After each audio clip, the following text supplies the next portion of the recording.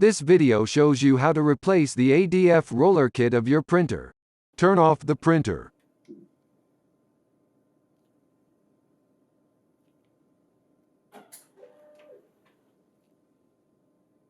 Open the front door, and then turn off the power switch. Open the ADF top cover.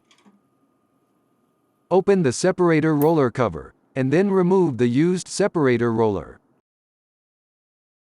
Insert the new separator roller. Close the separator roller cover. Open the ADF inner cover.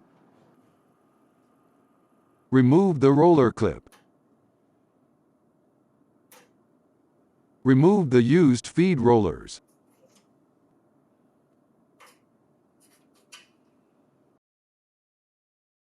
Insert the new feed rollers.